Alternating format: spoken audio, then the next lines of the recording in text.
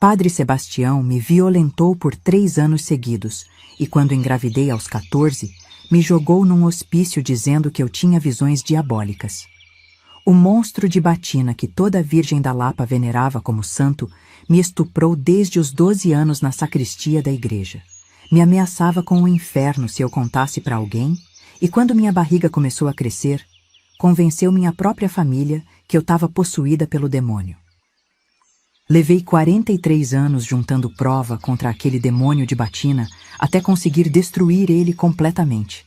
43 anos planejando, investigando, procurando outras meninas que ele tinha machucado, guardando cada papel, cada carta, cada testemunho até o dia que consegui botar aquele desgraçado na primeira página do jornal e ver ele se matar de vergonha na cadeia.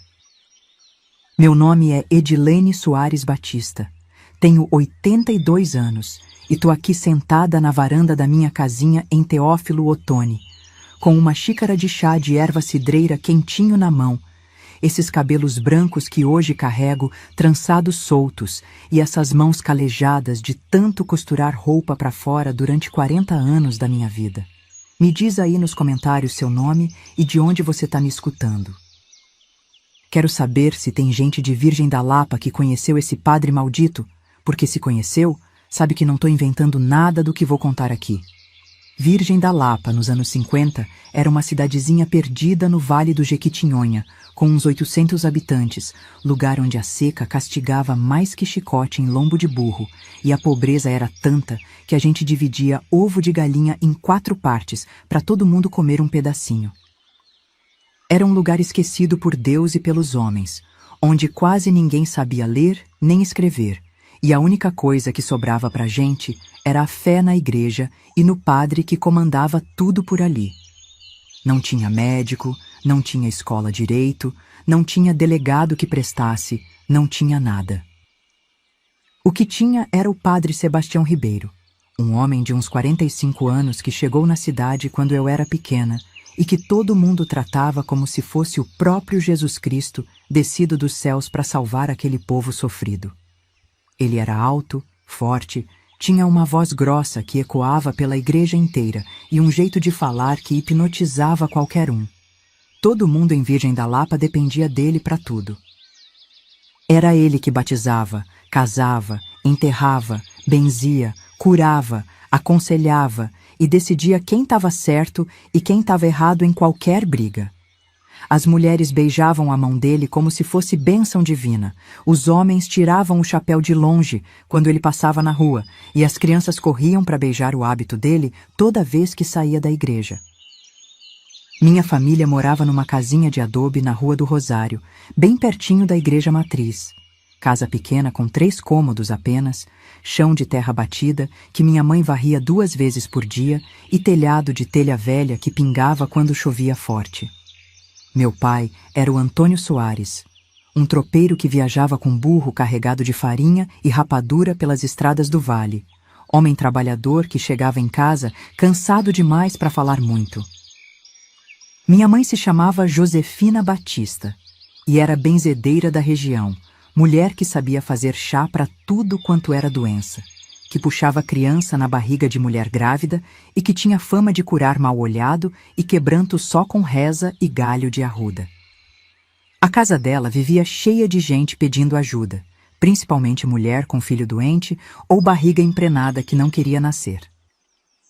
Éramos 6 filhos ao todo, eu a mais velha das meninas, com 2 irmãos mais velhos que trabalhavam com meu pai nas viagens e 3 irmãos mais novos que eu ajudava a criar desde pequena. Eu era a responsável por dar banho nos pequenos, por fazer eles dormir cantando cantiga de ninar e por levar eles na igreja todo domingo de manhã, bem cedinho para a missa das 7. Desde muito novinha eu era a mais religiosa da família toda. Rezava o terço todo dia de noite, sabia de cor todas as orações que minha mãe me ensinava e sonhava em um dia virar freira para servir a Deus pelo resto da vida. Quando fiz a primeira comunhão aos 10 anos, foi o dia mais feliz da minha infância, toda de vestidinho branco que minha mãe costurou com retalho que conseguiu na cidade. Padre Sebastião sempre me tratou diferente das outras crianças desde pequena. Ele dizia que eu tinha luz nos olhos, que Deus tinha planos especiais para mim e que eu era uma menina abençoada que ia fazer grandes coisas pela igreja.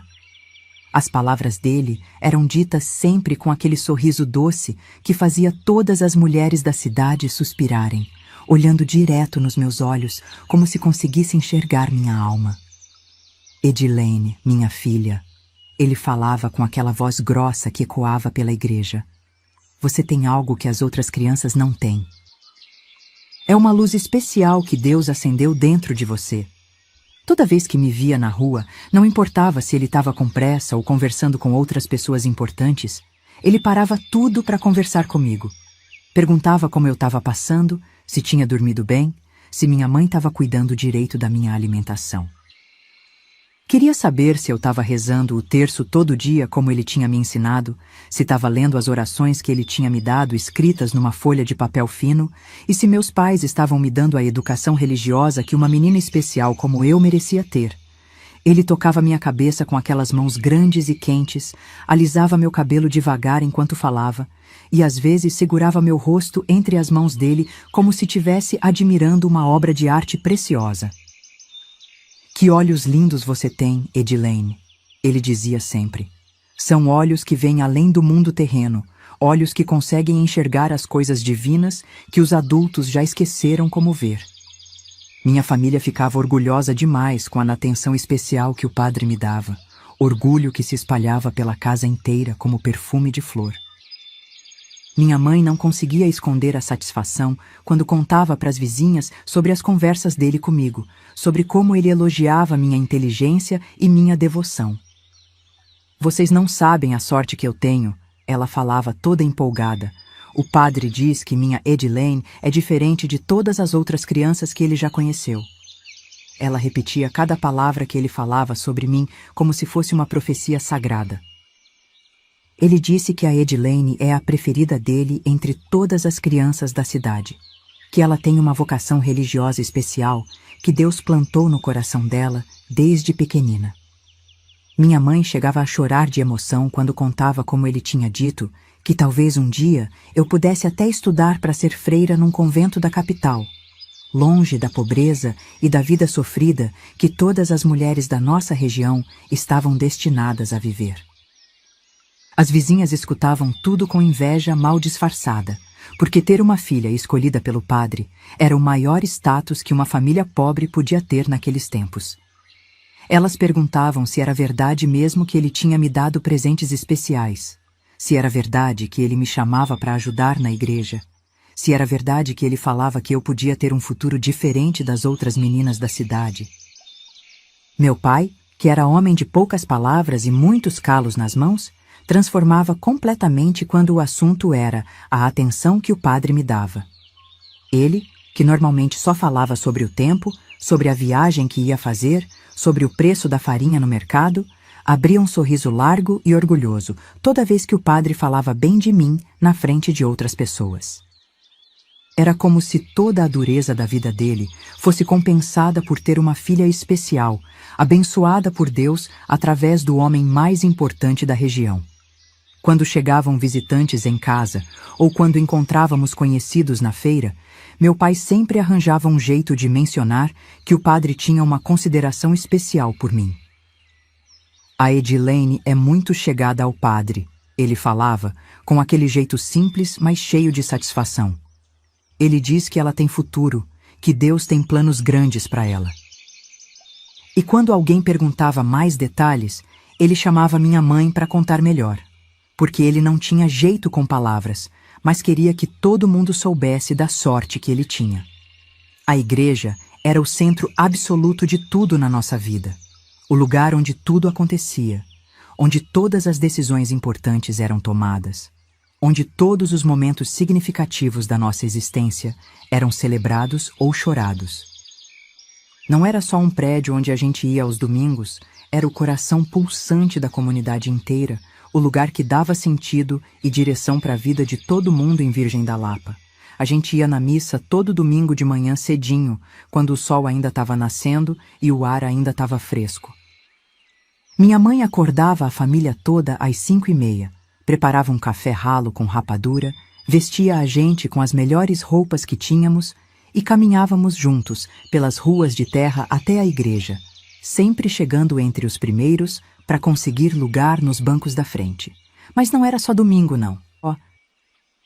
Toda terça e quinta-feira tinha novena, aquelas orações longas que duravam mais de 1 hora, com cânticos que toda a comunidade sabia de cor e ladainhas que se repetiam até parecer que estavam hipnotizando a gente. E todo dia, sem exceção, às 7 horas da noite, tinha o terço comunitário, onde as famílias se reuniam para rezar os mistérios e pedir proteção para mais um dia que passava. Durante o ano inteiro, nossa vida era marcada pelas festas religiosas que aconteciam uma atrás da outra. Tinha a festa do Divino Espírito Santo em maio, com procissão que saía da igreja e dava volta na cidade inteira, carregando bandeiras coloridas e cantando hinos que faziam até os homens mais duros chorar de emoção. Tinha a festa de São João em junho, com fogueira gigante no adro da igreja e quadrilha que durava a noite toda. Tinha a festa de Nossa Senhora do Rosário em outubro, que era a mais importante do ano, quando vinham pessoas de outras cidades só para participar da celebração. E tinha o Natal, que começava a ser preparado desde novembro com ensaios do presépio vivo, onde as crianças mais bonitas e mais comportadas eram escolhidas para representar os anjos e os pastores. Em todas essas festas, eu sempre tinha um papel especial, sempre era escolhida para alguma coisa importante, sempre ficava perto do altar, sempre recebia elogios especiais do padre na frente de todo mundo. Era como se eu fosse uma pequena estrela na constelação religiosa da cidade, brilhando com uma luz que o próprio padre tinha acendido em mim. Eu ajudava a limpar a igreja toda semana, uma tarefa que as outras crianças achavam chata, mas que eu adorava fazer. Passava pano nos bancos de madeira até eles ficarem brilhando, varria o chão de tijolo vermelho até não sobrar nem um grãozinho de areia, limpava os vidros das janelas até ficarem transparentes como água limpa, ilustrava os castiçais de bronze até eles refletirem a luz das velas como espelhos dourados. Arrumar as flores do altar era outra tarefa que só eu fazia, porque o padre dizia que eu tinha mãos delicadas e olho artístico para deixar tudo bonito. Eu ia no mato buscar flores silvestres, sempre vivas amarelas, margaridas brancas, violetas roxas, rosas bravas que cresciam perto do córrego, e passava horas arrumando elas nos vasos de cerâmica, criando arranjos que faziam o altar parecer um pedacinho do paraíso na terra. Preparar as coisas para a comunhão era uma responsabilidade ainda maior, porque mexia com os objetos mais sagrados da igreja. Eu lavava e secava os cálices de ouro com um paninho macio, arrumava as hóstias nos pratinhos de prata, acendia as velas do altar na ordem certinha que o padre tinha me ensinado e colocava os livros de missa abertos na página exata onde iam começar as orações. Cada tarefa que eu fazia na igreja me enchia de uma alegria profunda, como se cada movimento das minhas mãos fosse uma oração silenciosa, oferecida diretamente a Deus. Eu me sentia útil, importante, escolhida para contribuir com a casa do Senhor de uma forma que nenhuma outra criança da cidade tinha a oportunidade de fazer. Padre Sebastião começou a me chamar para ajudar ele na sacristia quando eu tinha uns 8 anos, numa tarde de quarta-feira depois da novena, quando a igreja já estava vazia e só restavam ele e eu arrumando as coisas do altar. Edilene, ele disse com aquela voz carinhosa, você gostaria de me ajudar com umas tarefas especiais aqui na sacristia? São coisas delicadas que só uma menina cuidadosa como você pode fazer. Ele falava sempre que eu era diferente das outras crianças, que tinha uma delicadeza natural para lidar com as coisas sagradas, que entendia a importância e a solenidade dos objetos religiosos de uma forma que impressionava até ele, que já tinha visto tanta criança ao longo dos anos de sacerdócio. Você tem jeito especial para essas coisas? Ele repetia sempre. Tem mãos que foram abençoadas por Deus para cuidar do que é santo. Ele prometeu me ensinar a ler melhor nos livros de reza, que tinham palavras complicadas e frases em latim que eu não entendia. Mostrou para mim missais grossos com páginas finas como papel de seda, escritos numa letra miúda que ele ia me ensinar a decifrar. Essas orações são especiais, ele explicava. São segredos sagrados que só as pessoas escolhidas por Deus podem aprender a compreender. Minha família recebeu o convite como se fosse uma bênção divina caída dos céus. Nunca tinham visto o padre escolher uma criança para ser ajudante pessoal dele daquele jeito, para ter acesso aos lugares mais sagrados da igreja, para aprender coisas que nem os adultos sabiam. Que honra grande para nossa família, minha mãe falava quase sem acreditar. Nossa filha vai aprender coisas que nem eu nem seu pai sabemos. Na sacristia, que era um cômodo pequeno e cheiroso a incenso atrás do altar principal, eu tinha acesso a um mundo completamente diferente do que conhecia. Era lá que ficavam guardadas todas as vestes sagradas do padre.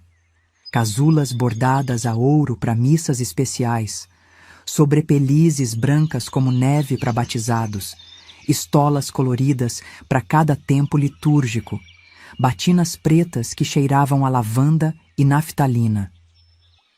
Eu arrumava essas vestes com um cuidado reverente, dobrando cada peça do jeito exato que ele me ensinou, colocando papel de seda entre as dobras para não amarrotar o tecido delicado, pendurando tudo em cabides especiais que deixavam as roupas sempre lisas e prontas para usar. Era um trabalho minucioso que exigia paciência e atenção, qualidades que ele dizia que eu tinha de sobra. Limpar os cálices de ouro era outra tarefa que só eu podia fazer, porque requeria mãos pequenas e delicadas para alcançar todos os cantos dos objetos preciosos. Eu usava panos especiais que ele guardava numa gaveta trancada, passava cada centímetro dos cálices até eles ficarem brilhando como o sol, e depois os arrumava numa estante forrada de veludo vermelho, como joias numa vitrine de loja cara. Organizar os livros de missa era como cuidar de uma biblioteca sagrada. Eram livros antigos, com capas de couro gastas pelo tempo, páginas amareladas que faziam barulho quando a gente virava, escritos numa mistura de português arcaico e latim que soava como música quando ele lia em voz alta. Ele me ensinava o nome de cada livro, me explicava para que servia cada um, me mostrava as ilustrações coloridas que alguns tinham. Durante essas tarefas, eu ficava ouvindo ele ensaiar os sermões que ia pregar no domingo. Ele andava pela sacristia lendo em voz alta, gesticulando como se tivesse uma multidão na frente dele, mudando o tom da voz para dar ênfase nas partes mais importantes. Às vezes parava e me perguntava o que eu tinha achado, se tinha entendido a mensagem, se achava que as pessoas iam gostar do que ele ia falar. Ele me explicava o significado profundo de cada parte da missa. Me ensinava por que cada gesto tinha importância, porque cada palavra das orações tinha sido escolhida cuidadosamente ao longo dos séculos. A igreja é como um livro aberto, ele dizia. E eu vou te ensinar a ler cada página, cada linha, cada palavra dessa história sagrada. As palavras difíceis em latim que ele me ensinava me faziam sentir especial, como se eu tivesse acesso a uma linguagem secreta que conectava diretamente com Deus. Ave Maria, gratia plena. Ele repetia devagar para eu decorar a pronúncia certa. Dominus vobiscum. Ele me ensinava a responder. Et cum spiritu tu. Cada frase em latim que eu aprendia era como ganhar uma chave para um mundo misterioso e sagrado. Ele sempre reforçava que eu era muito inteligente para uma menina da roça, que tinha uma capacidade de compreensão que impressionava ele, que merecia aprender coisas que as outras crianças da cidade não tinham oportunidade nem capacidade de aprender. Você não é uma menina comum, ele repetia sempre. Deus te deu uma mente privilegiada que deve ser cultivada e desenvolvida. Os presentes que ele começou a me dar eram pequenos tesouros que eu guardava como relíquias sagradas. O primeiro foi um terço de madrepérola, que ele disse que tinha vindo de muito longe, de uma cidade santa onde os papas tinham rezado. As contas eram lisas e brilhantes como pérolas verdadeiras, e ele me ensinou orações especiais para rezar com aquele terço. orações que só as pessoas muito próximas de Deus conheciam. Depois vieram as medalhinhas de santo que ele benzia especialmente para mim, fazendo orações secretas em latim antes de me entregar cada uma. Tinha uma medalha de Santa Teresa, outra de São Francisco, uma de Nossa Senhora das Graças, cada uma representando uma virtude que ele dizia que eu precisava desenvolver. Essa medalha de Santa Teresa é para sua pureza, ele explicava. Essa de São Francisco é para sua humildade. Essa de Nossa Senhora é para sua devoção. Os doces que ele trazia da cidade grande quando viajava para a reunião com o bispo eram como pequenos milagres de sabor que eu nunca tinha experimentado antes. Eram balas coloridas que mudavam de cor na boca, chocolates envolvidos em papel dourado, biscoitos em formato de estrela polvilhados com açúcar cristal. Cada doce que ele me dava vinha acompanhado de uma história sobre a cidade onde ele tinha comprado, sobre as pessoas importantes que ele tinha encontrado, sobre as decisões importantes da igreja que ele tinha ajudado a tomar. Eu guardava cada presente numa caixinha de madeira que minha mãe me deu, envolvidos em panos limpos como se fossem tesouros de família. À noite, antes de dormir, eu pegava cada objeto e rezava um Pai Nosso, agradecendo a Deus por ter colocado na minha vida um homem tão bom que cuidava de mim daquele jeito especial. Quando eu completei 10 anos, ele intensificou as conversas sobre vocação religiosa, falando cada vez mais sobre os planos que Deus tinha para mim, sobre o futuro especial que me esperava se eu continuasse no caminho da fé e da devoção. Deus está te chamando para uma missão muito especial, ele repetia, olhando nos meus olhos com aquela intensidade que me fazia sentir como se ele conseguisse ler meus pensamentos. Ele dizia que eu precisava me preparar para servir a igreja de um jeito completamente diferente das outras mulheres da cidade, que tinham uma vida comum de casamento, filhos e trabalho doméstico. Você foi escolhida para algo muito maior, ele explicava com aquela voz solene. Deus tem planos especiais que só as almas puras e dedicadas podem cumprir. As coisas especiais que só as escolhidas de Deus podiam aprender eram apresentadas como mistérios sagrados que iriam me aproximar ainda mais do divino. Ele prometia me ensinar segredos da fé que nem os adultos conheciam, orações poderosas que tinham sido passadas de santo para santo ao longo dos séculos, conhecimentos secretos sobre os anjos e sobre o reino dos céus, que só algumas pessoas especiais tinham o privilégio de receber. Eu acreditava em cada palavra que ele falava com uma fé absoluta e inocente, cheia de alegria pura ao pensar que tinha sido escolhida pessoalmente pelo próprio Deus para uma missão especial. Era como se toda a minha existência tivesse finalmente encontrado um propósito grandioso, como se todos os anos da minha infância humilde tivessem sido apenas uma preparação para esse momento sagrado da minha vida.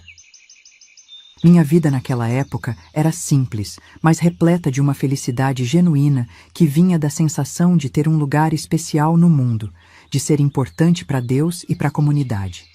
Eu acordava todo dia cedinho com um sorriso no rosto, ansiosa para começar as tarefas que me conectavam com o sagrado, para ter mais conversas especiais com o padre, para aprender mais sobre os mistérios da fé que ele ia me revelando aos poucos. Ajudar minha mãe com os afazeres de casa era feito com alegria, porque eu sabia que cada tarefa doméstica que eu fazia com boa vontade era uma forma de agradar a Deus e de me preparar para ser uma mulher virtuosa.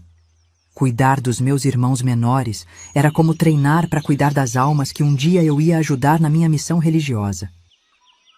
Até brincar com as bonecas de milho que eu mesma fazia tinha se tornado uma atividade espiritual, porque eu imaginava que estava cuidando de anjinhos que Deus tinha colocado sob minha proteção. Era uma infância pobre em bens materiais, mas imensamente rica em amor familiar, em fé sincera e em esperança num futuro abençoado que parecia cada vez mais próximo de se realizar. Cada dia que passava me trazia mais confirmações de que eu era especial, de que tinha sido escolhida, de que minha vida ia ter um significado muito maior do que a vida comum das outras pessoas da minha idade. Mas todo esse mundo de inocência e felicidade ia desabar completamente quando eu completasse 12 anos, quando aquele homem que eu venerava como santo ia finalmente mostrar sua verdadeira face diabólica.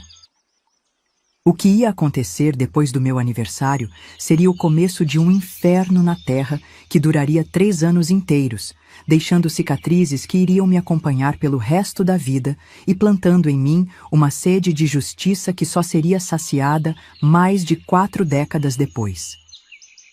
Mas espera lá, antes de ir direto para o final, tenho que começar essa história lá do começo da minha vida, senão vocês não vão entender como uma menina devota que sonhava em ser freira virou a mulher que conseguiu destruir o homem mais poderoso de Virgem da Lapa. Preciso contar como era a minha vida antes daquele monstro estragar tudo, porque só assim vocês vão perceber o tamanho da maldade que ele fez comigo. Nossa família era católica, que nem passarinho é voador, sabe?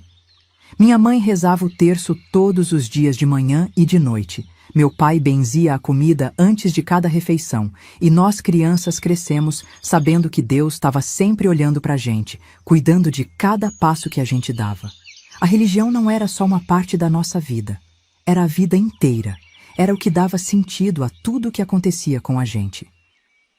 Desde os 8 anos eu era coroinha oficial da igreja, a única menina que o padre Sebastião tinha escolhido para ajudar ele durante as missas solenes. Eu carregava as velas, segurava o livro de reza para ele, tocava o sininho na hora da consagração e me sentia a criança mais importante do mundo inteiro quando vestia aquela roupinha branca e ficava ali do lado do altar, pertinho de Deus. Meu sonho de criança era um só: virar freira e dedicar minha vida inteira para servir a Deus e ajudar os pobres. Eu passava horas imaginando como seria vestir aquele hábito sagrado, como seria viver num convento rezando e cuidando dos doentes, como seria ter uma vida completamente dedicada à oração e à caridade. Era o sonho mais bonito que uma menina podia ter naquela época. Mas a vida de criança pobre no interior não era só sonho e reza, não. Eu tinha responsabilidade que menina de cidade nem imaginava. Todo dia cedinho eu acordava para ajudar minha mãe a fazer o café, para acordar meus irmãos menores, dar banho neles, pentear o cabelo, vestir a roupa limpa e levar eles para tomar bênção da mãe antes de sair para brincar ou ir na escola. De tardezinha, quando voltava da igreja ou da escolinha, eu ajudava minha mãe a fazer janta, a lavar a louça no quintal, a varrer a casa e a colocar os pequenos para dormir, cantando as cantigas de ninar que ela me ensinou. Era uma vida corrida, mas cheia de carinho, cheia de união, cheia daquele amor simples que só família pobre sabe dar. A primeira comunhão, quando fiz 10 anos, foi o dia mais especial da minha infância toda. Minha mãe tinha juntado dinheiro durante meses para comprar um tecido branquinho e costurar meu vestido com as próprias mãos, trabalhando de noite, à luz de lamparina, para deixar tudo perfeito.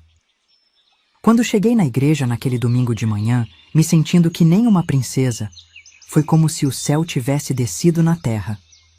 Padre Sebastião, nessa época, já era o homem mais respeitado e admirado de Virgem da Lapa inteira. Ele tinha chegado na cidade quando eu ainda era bem pequena, um homem alto e forte na casa dos 40 anos, com uma voz poderosa que fazia todo mundo parar para escutar quando ele falava. Tinha uns olhos escuros que pareciam ver dentro da alma da gente e um jeito de falar que convencia qualquer pessoa de qualquer coisa. Todo mundo dizia que ele era um santo vivo, que tinha chegado ali para salvar nossa cidade do abandono e da miséria. E não era conversa fiada, não. Em poucos anos ele tinha conseguido dinheiro para construir uma igreja nova e bonita. Tinha trazido um médico para a cidade, tinha organizado uma escola melhor para os meninos e tinha feito um monte de melhorias que ninguém achava que ia ver por ali. As famílias todas veneravam ele como se fosse o próprio Jesus Cristo. As mulheres beijavam a mão dele toda vez que encontravam na rua. Os homens tiravam o chapéu de longe e baixavam a cabeça com respeito, e nós crianças corríamos para beijar a batina dele toda vez que ele saía da igreja depois da missa. Ele era mais que um padre, era o rei de Virgem da Lapa. Minha família não era diferente. Meus pais falavam dele com uma adoração que chegava a dar medo, como se ele fosse um ser superior que tinha descido dos céus para cuidar de nós, pobres pecadores. Quando ele falava bem de mim, minha mãe chorava de emoção e meu pai ficava mais orgulhoso que galo no terreiro, contando para todo mundo que a filha dele era a preferida do padre. Desde pequena, ele me dava uma atenção especial que, na época, eu achava que era bênção de Deus. Toda vez que me via na rua, ele parava para conversar comigo, perguntava como eu estava, se estava rezando direitinho, se estava ajudando minha mãe em casa e se meus irmãos estavam se comportando bem. Parecia que ele se importava comigo de um jeito que nenhum outro adulto se importava. Ele sempre falava a mesma coisa. Deus tem planos especiais para você, minha filha. Você não é uma menina comum. Você foi escolhida para algo grande, algo que vai glorificar o nome do Senhor nessa terra. Essas palavras faziam meu coração bater mais forte, me enchiam de uma alegria e de um orgulho que eu nunca tinha sentido antes na vida. As chamadas para ajudar na sacristia foram ficando mais frequentes conforme eu ia crescendo. Ele dizia que eu tinha jeito para cuidar das coisas sagradas, que era cuidadosa e respeitosa com os objetos da igreja, e que podia me ensinar coisas que as outras crianças não tinham capacidade de aprender. Eu me sentia escolhida, abençoada, especial de um jeito que nem sei explicar. Os presentes começaram pequenos. 1/3 de madrepérola, que ele disse que tinha vindo de muito longe, umas medalhinhas de santo que ele benzia especialmente para mim, uns santinhos coloridos que ele trazia da capital quando ia em reunião com o bispo. Eu guardava tudo como se fosse tesouro, achando que cada presente era uma prova do carinho especial que Deus tinha por mim. Quando completei 12 anos, em abril de 1955, tudo mudou de uma hora para outra. Era um domingo de tarde, depois da missa das 2, e ele me chamou para ajudar a organizar os paramentos na sacristia, porque ia ter uma cerimônia especial na semana seguinte. Eu fui correndo, feliz da vida de poder ajudar em algo importante assim. A sacristia estava vazia e escura, com só uma janelinha pequena que deixava entrar um pouquinho de luz.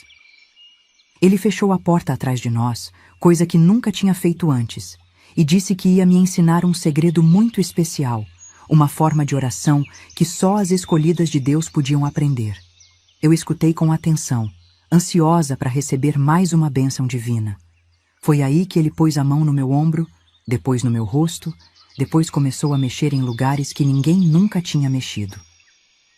Eu gelei de susto e medo, sem entender o que estava acontecendo, tentando me afastar, mas ele me segurou firme e sussurrou no meu ouvido. Isso é como Deus mostra seu amor pelas escolhidas. É um segredo sagrado entre nós e o Senhor. Quando tentei falar alguma coisa, quando tentei dizer que estava com medo, que queria ir embora, ele apertou minha boca com a mão e falou bem baixinho, mas com uma voz que me deu um calafrio que subiu da barriga até o cabelo. Se você contar isso para alguém, sua família vai ser amaldiçoada. Deus vai castigar seus pais, seus irmãos, e você vai ser responsável pela desgraça de todo mundo que você ama.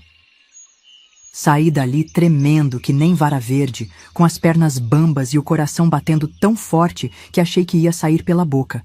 Corri para casa sem olhar para trás, me tranquei no quintal e chorei escondida até minha mãe me chamar para jantar. Na mesa, não consegui comer nada, e quando ela perguntou se eu estava doente, eu só balancei a cabeça e disse que estava com dor de barriga. Naquela noite, deitada na esteira ao lado dos meus irmãos, fiquei pensando no que tinha acontecido. Será que aquilo era normal mesmo? Será que Deus realmente mostrava amor daquele jeito? Por que eu tinha sentido tanto medo se era uma coisa sagrada? As perguntas rodavam na minha cabeça sem parar, mas eu não tinha coragem de falar com ninguém por causa da ameaça terrível que ele tinha feito. No dia seguinte, juntei coragem para tentar contar para minha mãe. Cheguei perto dela quando ela estava sozinha no quintal lavando roupa e comecei a gaguejar, tentando explicar que o padre tinha feito uma coisa estranha comigo, que eu tinha ficado com medo, que não tinha entendido direito o que tinha acontecido. Mas antes que eu pudesse terminar de falar, ela me deu um safanão e gritou: "Não fala blasfêmia, menina! Padre é homem de Deus!" Ela disse que eu estava inventando coisa na cabeça, que devia estar com febre ou com verme, que padre nunca faria nada de errado porque era representante de Deus na terra. Disse que se eu continuasse falando besteira daquelas, ia me dar uma surra que eu ia lembrar pro resto da vida, e que nunca mais queria ouvir uma palavra contra o padre na boca de filha dela. Me diz uma coisa, quando você era criança, seus pais acreditavam mais nos adultos da autoridade ou em você? Porque até hoje eu vejo mãe que não escuta o próprio filho quando ele reclama de alguém respeitável. Comenta aí o que você pensa sobre isso, porque essa foi a primeira vez que entendi que ninguém ia acreditar em mim contra um homem que todo mundo venerava como santo. Depois daquele dia, minha vida virou um inferno disfarçado de devoção, e o pior é que minha própria família, sem saber, me empurrava cada vez mais para dentro da toca do lobo. O que começou naquele domingo de abril virou uma rotina de terror que durou 3 anos da minha vida.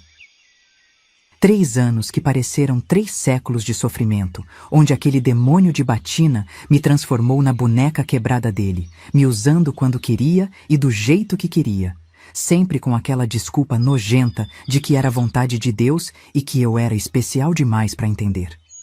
Toda semana ele arranjava uma desculpa diferente para me chamar na sacristia. Ora era para arrumar os paramentos, ora era para limpar os cálices, ora era para ensaiar cantos especiais para a missa de domingo. Minha família ficava orgulhosa demais com tanta atenção que o padre me dava, achando que eu estava sendo preparada para uma missão religiosa importante, sem imaginar que missão diabólica era aquela. Na sacristia, ele me tocava de um jeito que me dava nojo e desespero, sussurrando no meu ouvido palavras que até hoje me arrepiam quando lembro. Dizia que eu era a Maria Madalena dele, que Deus tinha me escolhido para ser a companhia especial dele na terra, que o amor divino era diferente do amor terreno e que eu devia agradecer por ter sido escolhida para receber aquela graça sagrada. Cada vez ficava pior. O que começou com toques se transformou em violência completa, e quando eu chorava ou tentava resistir, ele segurava minha cabeça com força e repetia a mesma ameaça. Se eu contasse para alguém, Deus ia castigar minha família com doenças terríveis, ia fazer meus irmãos morrerem um por um, ia mandar meu pai pro inferno e ia deixar minha mãe louca de desespero. Depois de alguns meses, a sacristia não foi mais suficiente para a maldade dele. Ele começou a me levar para a casa paroquial, aquela casa grande do lado da igreja onde ele morava sozinho. Dizia para minha mãe que eu ia ajudar a organizar a biblioteca religiosa dele, que ia aprender a ler textos sagrados em latim, que estava me preparando para talvez um dia ir estudar num convento na capital. Na casa dele era ainda pior porque ninguém podia nos ouvir, ninguém ia aparecer de surpresa. Ele me trancava num quarto nos fundos da casa e fazia comigo coisas que uma criança nem devia saber que existia. Depois, me obrigava a rezar com ele, pedindo perdão a Deus pelos pecados que eu tinha cometido, como se eu fosse culpada por tudo aquilo. Quando comecei a ficar mais velha, ele inventou as viagens para retiros espirituais. Dizia para minha família que ia me levar para conhecer outros conventos, outras igrejas importantes, que eu ia encontrar com freiras que podiam me orientar sobre minha vocação religiosa. Meus pais ficavam radiantes, achando que a filha deles ia virar uma santa de verdade. Essas viagens eram um inferno completo. Ele me levava para lugarejos perdidos, onde ninguém me conhecia, ficava comigo em pensões baratas e fazia de mim o que bem entendia. Durante o dia, me obrigava a fingir que eu era sobrinha dele, me vestia com roupas de mocinha séria e me apresentava para as pessoas como uma jovem devota que ele estava orientando. De noite, eu virava o brinquedo quebrado dele de novo. O controle psicológico que ele exercia sobre mim era total. Ele sabia exatamente como mexer com minha fé, com meu medo, com meu amor pela minha família. Dizia que se eu me comportasse direitinho, Deus ia proteger meus pais e meus irmãos. Mas se eu desobedecesse ou contasse para alguém, todas as desgraças do mundo iam cair sobre as pessoas que eu amava. Eu tentei escapar várias vezes, mas todas as tentativas só pioraram minha situação. A primeira vez foi quando eu tinha uns 13 anos e resolvi me cortar com uma faca da cozinha, pensando que se eu ficasse feia e cheia de cicatriz, ele ia perder o interesse em mim. Mas ele descobriu os cortes, ficou furioso e disse que aquilo era tentativa de suicídio, que era pecado mortal, que eu estava sendo influenciada pelo demônio. Tentei falar com a professora da escola, uma mulher que parecia mais nova e mais moderna que as outras pessoas da cidade. Pensei que talvez ela pudesse me ajudar, me aconselhar, talvez até falar com meus pais. Mas quando comecei a contar a história, ela ficou horrorizada e disse que eu não podia inventar calúnia contra um homem santo como o padre, que eu devia era pedir perdão a Deus por ter pensamentos impuros. Cheguei a planejar fugir para Teófilo Otoni, onde minha mãe tinha uma prima distante que talvez pudesse me esconder. Juntei umas moedas que achei perdidas pela casa, guardei um pouco de comida numa trouxinha e esperei uma madrugada que meu pai ia viajar para tentar escapar. Mas quando cheguei na estrada, o padre estava lá me esperando, como se soubesse exatamente o que eu ia fazer. A punição por essa tentativa de fuga foi terrível. Ele me trancou numa sala escura da casa paroquial por 2 dias inteiros, sem comida, só com água, dizendo que eu precisava jejuar e orar para expulsar o demônio da desobediência que tinha entrado em mim. Quando me soltou, eu estava tão fraca que mal conseguia andar. O pior de tudo era que ninguém ao meu redor percebia o que estava acontecendo. Minha família nunca questionava minhas ausências, nunca perguntava por que eu chegava em casa quieta e abatida depois de passar o dia ajudando na igreja. Eles achavam que eu estava crescendo na fé, ficando mais séria e dedicada à vida religiosa. Os vizinhos me viam chorando, escondida no quintal de casa, e achavam que era tristeza santa. Aquele tipo de melancolia que as pessoas muito religiosas sentem quando contemplam o sofrimento do mundo. Elogiavam minha espiritualidade. Diziam que eu era uma menina abençoada, que já sabia sofrer pelos pecados da humanidade como uma verdadeira santa. O médico da cidade, que se chamava Dr. Ananias, era compadre de batismo do padre e devoto fanático. Quando minha mãe se preocupava porque eu estava muito magra e tristonha, ele sempre dizia que era normal, que meninas na puberdade ficavam melancólicas mesmo, e que o fato de eu ser tão dedicada à igreja só mostrava que eu tinha uma alma pura e elevada. O delegado, seu Geraldo, era outro que venerava o padre como se fosse santo mesmo. Qualquer problema que acontecia na cidade, ele ia pedir conselho para o padre antes de tomar qualquer decisão. Se por acaso eu tivesse coragem de fazer uma denúncia contra o padre, com certeza o delegado ia achar que eu estava mentindo ou que tinha ficado louca. Aos poucos fui percebendo que estava sozinha no mundo, que não tinha uma única pessoa adulta que ia acreditar na minha palavra contra a palavra de um homem que toda a cidade considerava santo. Comecei a me resignar, a aceitar que aquele era meu destino, que talvez fosse mesmo vontade de Deus eu sofrer daquele jeito, como uma espécie de sacrifício sagrado. Mas quando completei 14 anos, aconteceu algo que mudou tudo.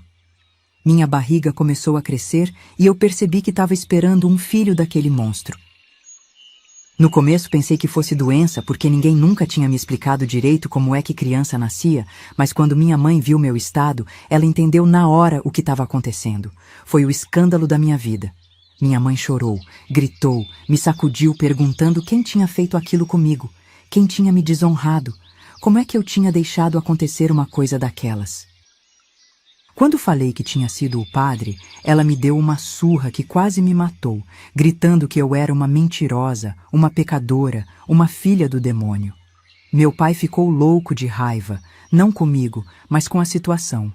Ele sabia que uma filha solteira grávida era uma desgraça total para a família, que ninguém ia mais respeitar nossa casa, que íamos virar a chacota da cidade inteira.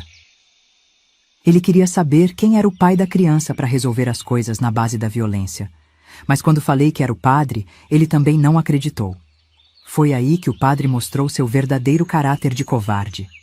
Quando soube que eu estava grávida, ele ficou desesperado, com mais medo que eu. Pela primeira vez desde que começou a me violentar, ele estava tremendo na minha frente, gaguejando, tentando pensar numa solução que salvasse a pele dele. Foi nessa hora que entendi uma coisa muito importante. Se ele tem medo, é porque fez errado. Durante alguns dias ele ficou sumido, inventando desculpas para não aparecer em casa nem na igreja. Depois voltou com um plano diabólico que ia me destruir completamente, mas que ia preservar a reputação santa dele. Ele convenceu minha família que eu estava com possessão demoníaca, que o demônio tinha entrado em mim e estava fazendo eu inventar histórias sobre ele. Disse que minha gravidez era fruto de algum encontro que eu tinha tido com o capeta numa encruzilhada, que eu precisava ser internada num lugar sagrado onde os médicos e os padres pudessem me curar da loucura que tinha tomado conta de mim. Minha família, desesperada e sem saber o que fazer, acreditou em cada palavra que ele falou. Foi assim que eu acabei no Hospício São Vicente de Paulo, em Montes Claros, um lugar horrível onde eles tratavam pessoas doentes da cabeça com métodos que pareciam tortura medieval. Cheguei lá aos 14 anos, grávida de 7 meses, e fui tratada como uma louca perigosa que precisava ser curada da possessão diabólica. Os médicos de lá me davam eletrochoque para expulsar o demônio. Me entupiam de remédios fortíssimos que me deixavam zonza e confusa o tempo todo. Por causa dos choques e dos remédios, perdi meu bebê no 8º mês de gravidez, numa hemorragia terrível que quase me matou também. Eles nem me deixaram ver a criança. Disseram que tinha nascido morta por causa da maldição diabólica. Fiquei internada naquele inferno por 3 anos completos. Minha família vinha me visitar de vez em quando, sempre chorando, sempre rezando por minha cura, sempre acreditando que eu estava doente de verdade e que o padre tinha sido um santo por ter descoberto minha loucura a tempo de me salvar. Eles nunca duvidaram da versão dele, nem por um segundo. Durante esses 3 anos no hospício, algo dentro de mim mudou completamente. A menina inocente que sonhava em ser freira morreu de vez. E no lugar dela, nasceu uma mulher com sede de justiça, com uma raiva fria e calculista que ia me sustentar pelos próximos 40 anos da minha vida. Foi lá, entre louco e remédio forte, que jurei que um dia ia fazer aquele demônio pagar por tudo que tinha feito comigo. Olha, eu duvido que você tenha coragem de curtir esse vídeo. História pesada demais, né? Mas se você tá aqui até agora, prova que é corajoso igual eu tive que ser. Bora ver se você clica nesse botão de like ou se é só conversa, porque ainda tem muita coisa para contar, e a parte da vingança é que vai mostrar do que uma mulher determinada é capaz quando decide fazer justiça com as próprias mãos. Quando saí do hospício, aos 18 anos, em 1961, eu não era mais a mesma pessoa que tinha entrado lá 3 anos antes. A menina inocente que acreditava em tudo que os adultos falavam tinha morrido naqueles corredores frios, e no lugar dela tinha nascido uma mulher com um propósito muito claro na cabeça: provar que eu não era louca e que aquele demônio não era santo. Minha família ainda me olhava com desconfiança, como se eu pudesse surtar a qualquer momento e começar a falar besteira de novo. Minha mãe me tratava com cuidado, sempre vigiando para ver se eu não ia ter outra crise, e meu pai mal olhava na minha cara, com vergonha de ter uma filha que tinha passado por hospício. Na cidade, então, todo mundo me conhecia como a louca curada, a menina que tinha inventado história sobre o padre e que, graças a Deus, tinha sido tratada a tempo. Padre Sebastião continuava lá, mais respeitado que nunca, recebendo elogios de todo mundo por ter salvado uma alma do demônio. Toda vez que eu passava perto da igreja e via aquele monstro celebrando missa, fingindo ser santo, meu sangue fervia de raiva. Mas eu já tinha aprendido a não demonstrar o que sentia, a guardar tudo bem guardadinho dentro do peito. Foi aí que tomei a decisão que mudou minha vida inteira. Eu ia embora de Virgem da Lapa, ia para uma cidade grande onde ninguém me conhecesse, onde eu pudesse recomeçar do zero e, principalmente, onde eu pudesse me preparar para um dia voltar e destruir aquele homem. Juntei as poucas coisas que tinha, peguei umas moedas que consegui juntar e parti para Teófilo Otoni numa carona de caminhão. Cheguei em Teófilo Otoni sem conhecer ninguém, sem ter para onde ir, sem saber como ia sobreviver. Dormi na rodoviária nas primeiras noites, comendo só pão com margarina que comprava com as últimas moedas que tinha. mas eu estava determinada a não voltar para casa derrotada, a não dar o gostinho para o padre de ver que eu tinha fracassado na vida. Consegui emprego numa fábrica de tecidos, trabalhando 12 horas por dia, operando uma máquina barulhenta que fazia meus ouvidos doerem. O salário era mixaria, mas era suficiente para alugar um quartinho numa pensão e comprar comida para não morrer de fome. Era uma vida dura, mas era minha vida, longe daquele inferno que tinha sido minha infância. Na fábrica conheci Sebastião Cardoso, um caminhoneiro que fazia frete entre Teófilo Otoni e Belo Horizonte.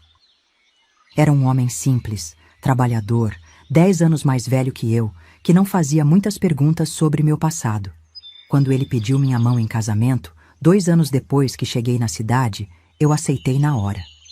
Não era amor, era estratégia pura. Casar com Sebastião me deu 2 coisas fundamentais para o meu plano: respeitabilidade e cobertura. Como esposa de caminhoneiro, eu podia viajar com ele para cidades vizinhas sem levantar suspeita. Podia fazer perguntas sobre padres e igrejas, fingindo que era só curiosidade religiosa. E tinha uma vida normal que ninguém ia questionar. Uma das primeiras coisas que fiz depois de casar foi aprender a ler e escrever direito. Até então, eu só sabia o básico que tinha aprendido na escolinha de Virgem da Lapa, mas agora eu precisava de muito mais que isso.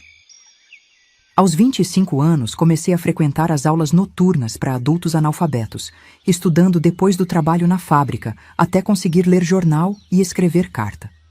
Com 27 anos, tive meu primeiro filho, o Antônio, e depois vieram mais 5, João, Maria, José, Ana e Pedro. Criar 6 filhos trabalhando na fábrica não era fácil, mas cada criança que nascia me dava mais força para continuar meu plano. Eu queria que eles crescessem num mundo onde homens como aquele padre não pudessem fazer o que fizeram comigo. Foi também nessa época que comecei a investigar discretamente outros casos. Nas viagens com meu marido, eu sempre arranjava um jeito de conversar com as mulheres nas cidades onde a gente parava. Perguntava sobre os padres locais, sobre histórias estranhas que pudessem ter acontecido, sobre meninas que tinham sumido ou ficado loucas de repente. Aos poucos, fui descobrindo que meu caso não era único.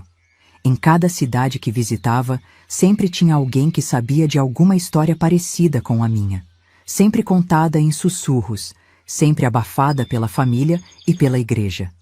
Eram histórias de meninas que tinham engravidado e desaparecido, de famílias que tinham mudado de cidade da noite para o dia, de moças que tinham virado loucas sem explicação.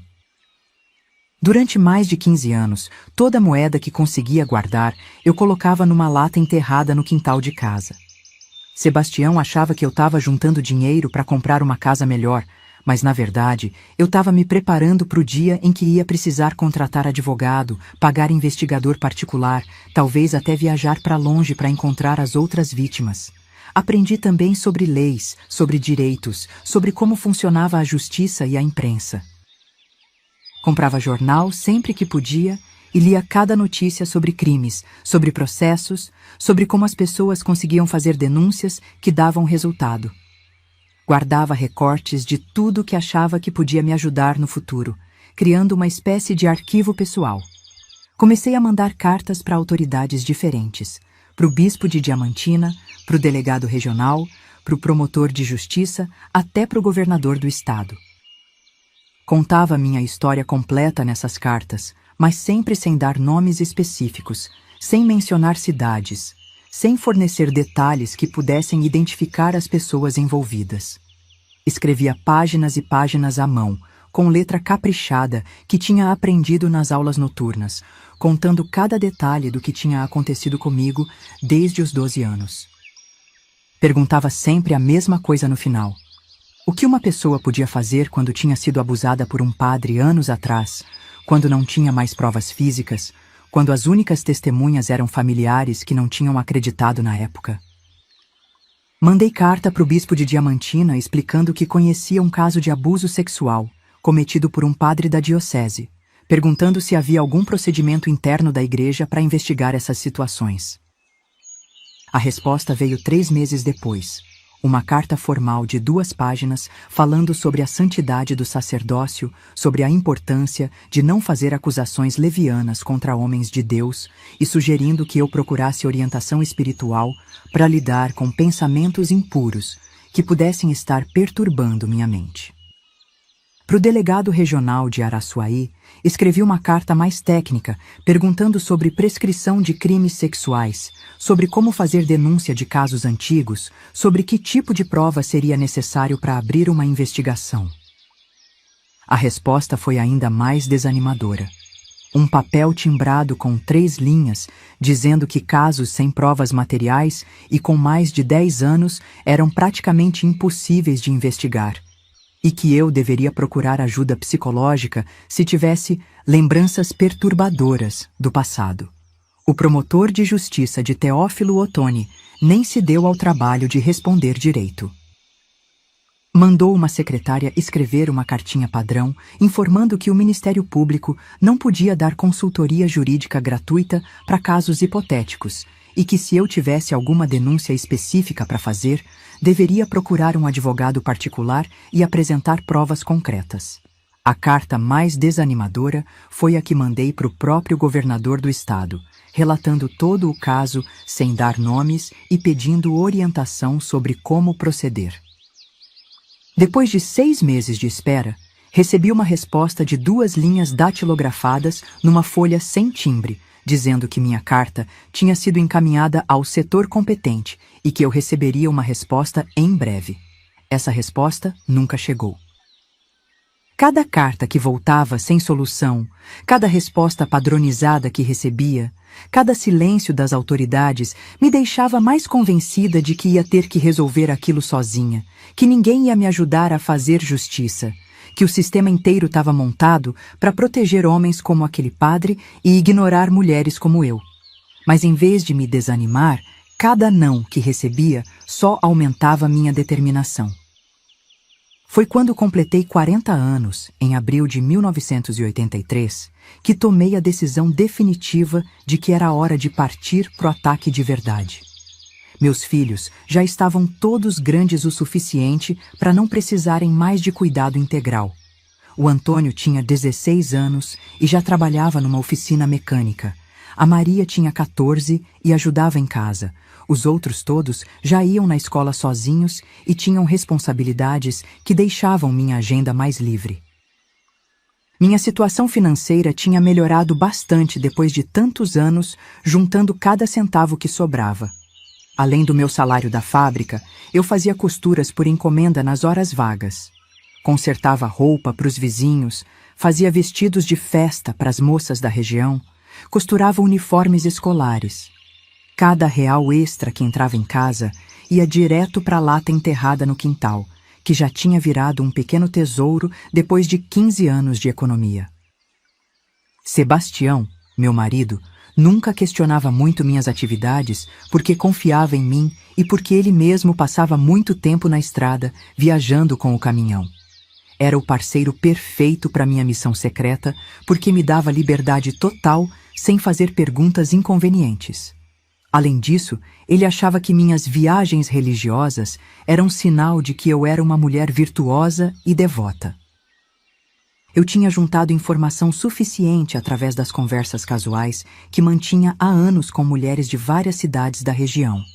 Sabia que o padre Sebastião continuava ativo, que continuava sendo transferido de tempos em tempos, que sempre havia rumores estranhos que acompanhavam essas mudanças.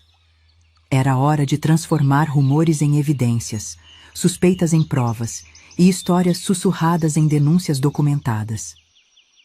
Comecei a viajar sozinha para os fins de semana, sempre com desculpas bem elaboradas que não levantassem suspeita.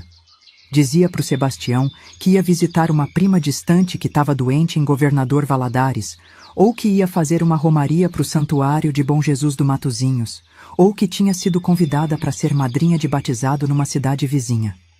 Ele nunca duvidava, porque eu sempre voltava com presentinhos baratos e histórias detalhadas sobre as pessoas que tinha encontrado. Na verdade, eu estava seguindo metodicamente o rastro daquele demônio, cidade por cidade, paróquia por paróquia, investigando cada lugar onde ele tinha atuado depois que saí de Virgem da Lapa. Foi um trabalho de detetive que levou quase 2 anos para completar, viajando de ônibus para cidades mais distantes, dormindo em pensões baratas, gastando o mínimo possível para não comprometer o orçamento de casa. Descobri que depois que saí de Virgem da Lapa em 1961, ele tinha sido transferido primeiro para Pedra Azul em 1963, onde ficou até 1968. Depois foi para Jequitinhonha, onde permaneceu de 1968 até 1973. A terceira transferência foi para Capelinha, de 1973 até 1978. E por último, desde 1978, ele estava em Minas Novas, onde ainda estava atuando quando comecei minha investigação. Cada uma dessas transferências tinha acontecido depois de problemas que ninguém falava claramente sobre o que eram, mas que sempre envolviam o mesmo padrão. Rumores sobre comportamento inadequado com meninas jovens, famílias que saíam da cidade sem explicação, meninas que ficavam doentes de repente e eram mandadas para longe, confissões sussurradas que nunca chegavam aos ouvidos das autoridades. Em Pedra Azul, conversei com Dona Antônia, uma comerciante que conhecia todas as fofocas da cidade. Ela me contou que durante os anos que o padre ficou lá, pelo menos 3 famílias tinham mudado de cidade depois de problemas com filhas adolescentes. Ninguém falava claramente o que tinha acontecido, ela confidenciou, mas sempre tinha essas histórias de meninas que ficavam grávidas sem explicação e eram mandadas para casa de parentes distantes.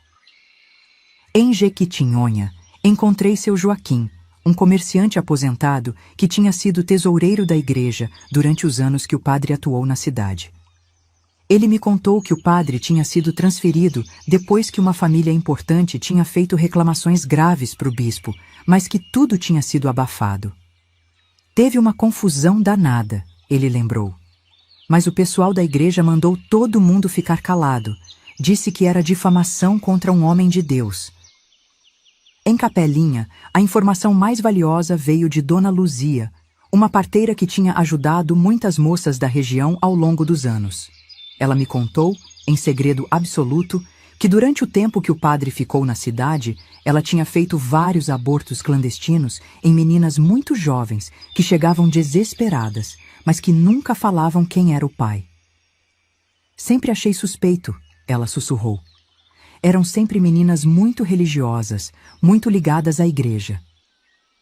Em cada uma dessas cidades, consegui encontrar mulheres que tinham passado pelo mesmo calvário que eu.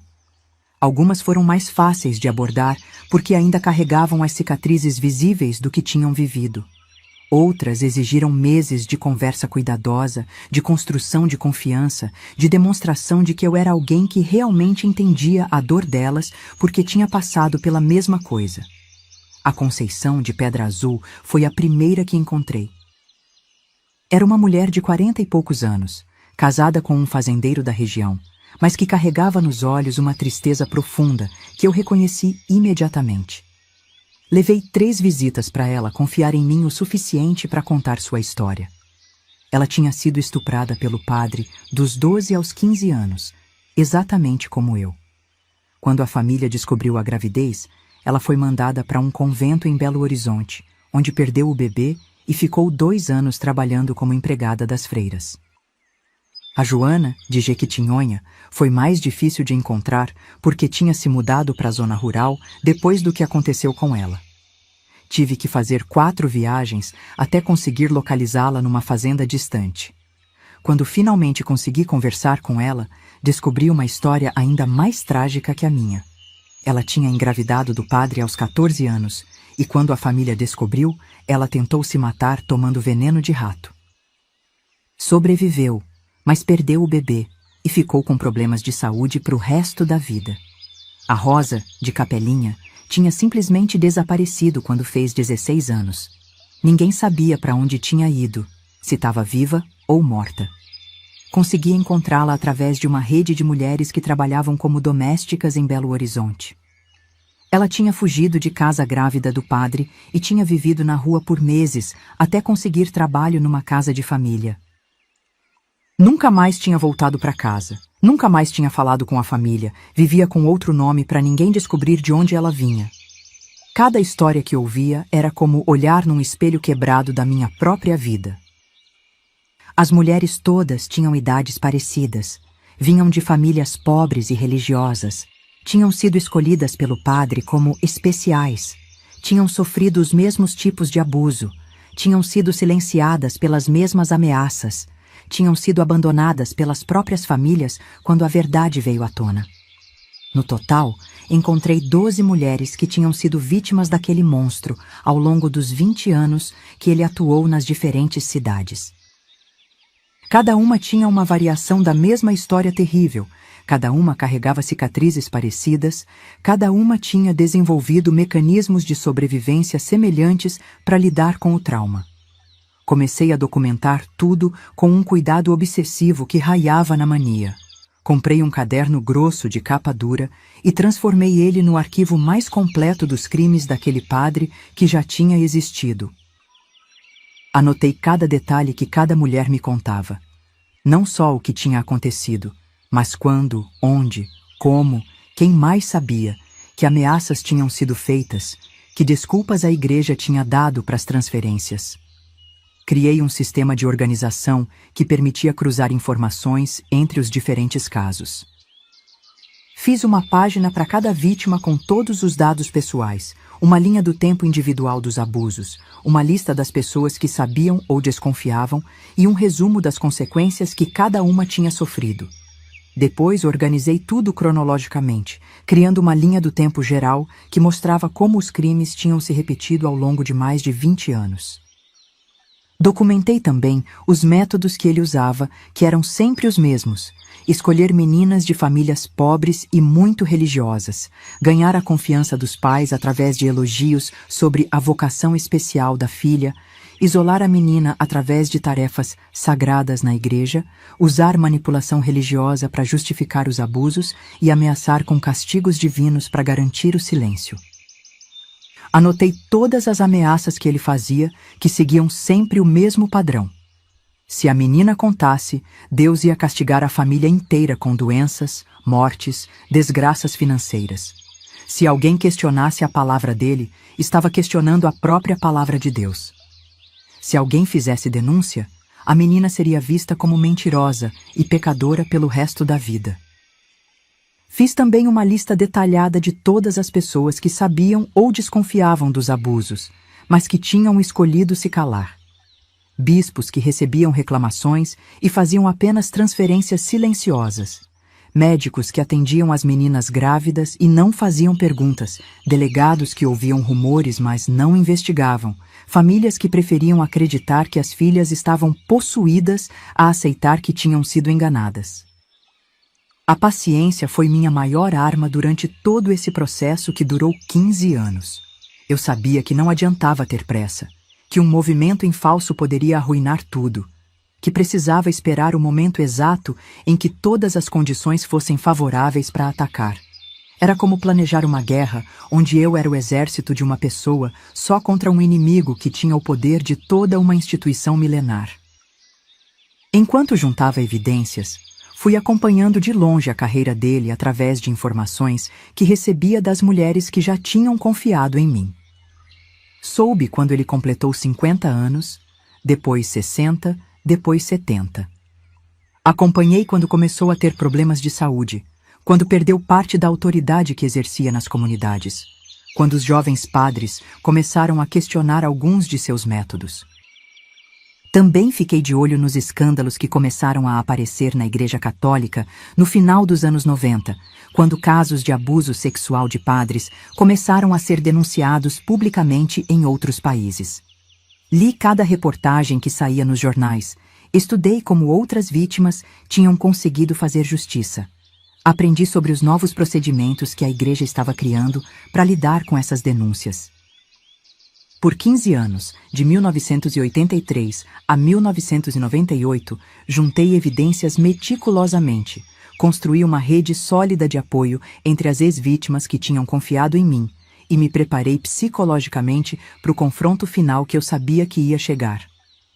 Algumas das mulheres que encontrei não quiseram participar da denúncia pública porque tinham medo do escândalo na família, do julgamento da comunidade, das consequências para seus filhos.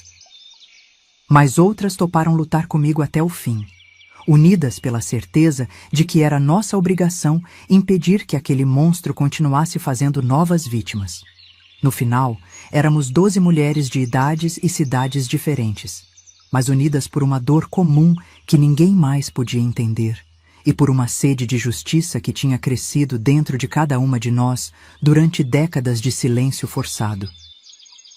12 mulheres que tinham sobrevivido ao pior que um homem podia fazer, e que agora estavam prontas para mostrar para o mundo inteiro que tipo de monstro elas tinham enfrentado. O timing perfeito finalmente chegou em 1998, quando os escândalos sexuais na Igreja Católica começaram a aparecer nos jornais do mundo inteiro, quando a opinião pública estava mais preparada para acreditar em denúncias contra padres, e quando a própria Igreja estava sob pressão para investigar casos do passado que tinham sido abafados durante décadas. Percebi que era a hora ideal porque a opinião pública estava mais aberta para acreditar em denúncias contra padres, e os próprios bispos estavam sob pressão para investigar casos suspeitos. Foi aí que peguei todo o dinheiro que tinha juntado durante décadas, contratei um advogado especialista em direitos humanos em Belo Horizonte e organizei a denúncia coletiva mais devastadora que aquele monstro podia imaginar. 12 mulheres. 6 cidades diferentes, 20 anos de crimes documentados e uma sede de justiça que ia fazer aquele demônio pagar cada centavo da dor que tinha causado. Entregamos o dossiê completo para o jornal Estado de Minas numa terça-feira de manhã. Na quinta-feira seguinte, a história saiu na primeira página com fotos, depoimentos e uma investigação jornalística que detalhou cada crime. No domingo, quando o padre Sebastião subiu no altar para celebrar a missa em Minas Novas, ele foi confrontado publicamente por uma multidão de fiéis revoltados que tinham lido a reportagem. Agora me responde uma coisa. Você acha que eu fiz errado de ter esperado tanto tempo? Tem gente que fala que deveria ter denunciado logo. Mas quem ia acreditar numa menina pobre contra um padre respeitado nos anos 50? O que você teria feito no meu lugar, sabendo que a justiça só funciona quando a gente tem força suficiente para fazer ela funcionar? O que aconteceu depois daquele domingo foi a vitória mais doce e mais amarga da minha vida inteira. A reportagem do Estado de Minas saiu numa quinta-feira de manhã com uma manchete que deixou todo mundo boquiaberto. Padre de Minas Novas acusado de estuprar 12 meninas ao longo de 20 anos. A matéria ocupava 3 páginas inteiras do jornal, com foto do maldito na primeira página e todos os nossos depoimentos detalhados página por página, cada crime documentado, cada cidade onde ele tinha atuado, cada família que tinha sido enganada. O jornalista que fez a investigação, um rapaz sério chamado Carlos Eduardo, tinha checado cada informação que demos, tinha ido atrás de documentos oficiais, tinha confirmado as transferências suspeitas do padre e até tinha conseguido conversar com algumas pessoas que sabiam de coisas, mas nunca tinham tido coragem de falar. Foi um trabalho de investigação profissional que deu credibilidade total às nossas denúncias. Em menos de 48 horas, a Igreja Católica de Minas Gerais emitiu um comunicado oficial expulsando o padre Sebastião Ribeiro de todas as suas funções religiosas e prometendo colaborar totalmente com as investigações criminais. O bispo de Diamantina, que durante décadas tinha fechado os olhos para os problemas do padre, agora corria atrás do prejuízo tentando salvar a reputação da diocese. O Ministério Público abriu processo criminal contra ele na mesma semana, baseado em todas as provas que tínhamos juntado. Finalmente, depois de quase 50 anos, aquele monstro ia responder na justiça pelos crimes que tinha cometido. Ver o nome dele nos jornais como criminoso e não como santo foi uma das maiores satisfações da minha vida inteira. No domingo seguinte, quando ele tentou celebrar a última missa da vida dele na igreja de Minas Novas, foi confrontado por uma multidão de fiéis revoltados que tinham lido a reportagem, Teve gente que gritou assassino de criança na cara dele, teve mulher que jogou pedra na porta da igreja, teve homem que ameaçou linchar ele ali mesmo se não saísse da cidade. Foi a humilhação pública total que ele merecia. O homem que durante décadas tinha sido venerado como santo, agora era expulso da própria igreja por uma multidão furiosa que finalmente tinha aberto os olhos para a verdade. Ele saiu correndo pelos fundos da igreja, se escondeu na casa paroquial e no dia seguinte foi preso pela Polícia Civil, que chegou com mandado de prisão. Na cadeia de Montes Claros, o mesmo lugar onde eu tinha sido internada no hospício aos 14 anos, ele ficou apenas 3 semanas. Os outros presos não perdoaram um homem que tinha abusado de crianças. Ele apanhou todo dia, foi humilhado, ameaçado e isolado numa cela individual para própria proteção. Mas nem isso salvou a pele dele. Numa madrugada de terça-feira, ele foi encontrado morto na cela, enforcado com o próprio lençol. Deixou uma carta-confissão de 5 páginas onde admitia todos os crimes que tinha cometido ao longo da carreira. Na carta, ele citava meu nome nominalmente. Pedia perdão pelo que tinha feito comigo e dizia que não aguentava mais carregar o peso da culpa. Quando recebi a notícia da morte dele, senti um alívio imenso, como se um peso de 50 quilos tivesse saído das minhas costas. Mas junto com o alívio veio também um vazio estranho, porque durante mais de 40 anos da minha vida, eu tinha vivido em função daquela vingança. E agora que ela tinha se concretizado, eu não sabia bem o que fazer com o resto dos meus dias. A carta-confissão que ele deixou mudou tudo na minha vida e na vida da minha família. Finalmente minha mãe, que já tinha 80 e poucos anos, reconheceu que eu tinha falado a verdade desde o começo. Ela chorou dias seguidos, pedindo perdão por não ter acreditado em mim, por ter me deixado sozinha quando eu mais precisava de proteção. Meu pai, que morreu 2 anos depois desse episódio todo, me pediu perdão também. Disse que nunca ia conseguir se perdoar por ter mandado a própria filha para o hospício, por ter acreditado nas palavras de um estranho em vez de acreditar em mim. Foram reconciliações dolorosas, mas necessárias para a gente conseguir viver em paz nos últimos anos da vida deles. Voltei para a Virgem da Lapa pela primeira vez em 40 anos para visitar minha família depois que a verdade veio à tona. Foi um retorno triunfal que eu nunca tinha imaginado que ia viver. As pessoas que tinham me chamado de louca agora me pediam desculpas, me tratavam como heroína, como a mulher corajosa que tinha desmascarado um demônio que eles tinham venerado por décadas. As outras 11 mulheres que tinham participado da denúncia comigo também encontraram a paz que estavam procurando há tanto tempo. Algumas conseguiram se reconciliar com as famílias que não tinham acreditado nelas. Outras simplesmente sentiram o alívio de ver que a verdade tinha finalmente vencido a mentira. Todas nós nos tornamos amigas para a vida toda, unidas por uma luta que tinha dado resultado. Depois de toda essa confusão, voltei para minha vida normal em Teófilo Otoni. Continuei trabalhando na fábrica até os 65 anos, quando me aposentei. Criei meus 6 filhos com todo o carinho que não tive na minha infância. Protegi eles de qualquer tipo de abuso. Ensinei principalmente minhas filhas a nunca se calarem quando alguém fizesse alguma coisa errada com elas. Meu marido Sebastião morreu em 2010, de câncer no pulmão depois de fumar a vida inteira.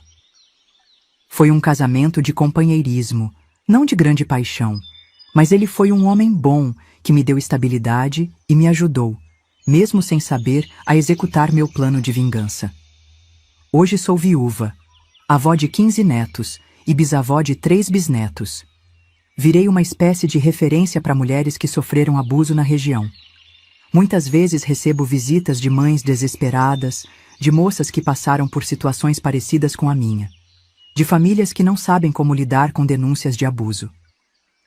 Sempre dou o mesmo conselho: acreditem nas crianças e lutem por justiça, não importa quanto tempo leve. Uma coisa que mudou definitivamente na minha vida foi minha relação com a religião. Nunca mais pisei numa igreja católica depois que descobri a verdade sobre aquele padre maldito. Mas não perdi a fé em Deus, não. aprendi que Deus e igreja são coisas diferentes, que a gente pode ter fé sem precisar de intermediários que às vezes são lobos disfarçados de pastores. Hoje, aos 82 anos, olhando para trás, não me arrependo de nada que fiz. Não me arrependo de ter esperado tanto tempo para agir, porque se tivesse tentado fazer justiça quando era nova, certamente não teria conseguido. Naquela época, a palavra de uma menina pobre não valia nada contra a palavra de um padre respeitado. Justiça tardia é melhor que injustiça eterna.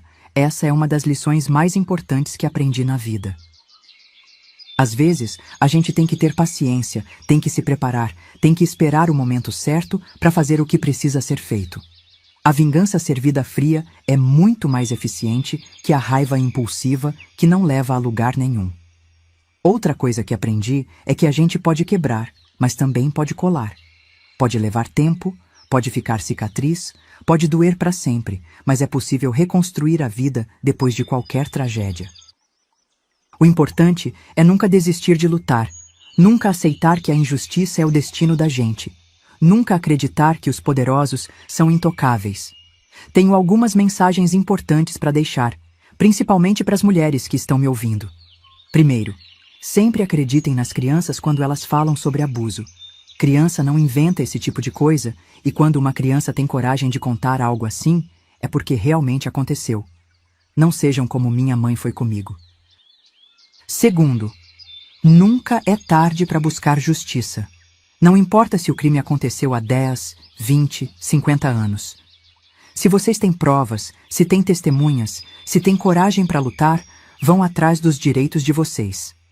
A lei pode ter mudado, a sociedade pode estar mais aberta, e vocês podem conseguir a justiça que merecem. Terceiro, a força vem da união entre mulheres. Foi unindo as 12 vítimas daquele padre que conseguimos derrubar ele. Sozinha, cada uma de nós era fraca demais para enfrentar um homem poderoso. Juntas, éramos invencíveis. Sempre que puderem, apoiem outras mulheres que estão passando por dificuldades parecidas com as suas. Quarto, nunca confundam autoridade com bondade. Só porque alguém tem poder, tem título, tem posição importante, não significa que é uma pessoa boa. Os piores predadores são justamente aqueles que usam posições de confiança para fazer o mal. Desconfiem sempre, questionem sempre, protejam sempre as crianças da família. Por último, quero dizer que contar essa história para vocês foi libertador para mim. Durante décadas carreguei esse peso sozinha, dividindo só com as outras vítimas que encontrei pelo caminho.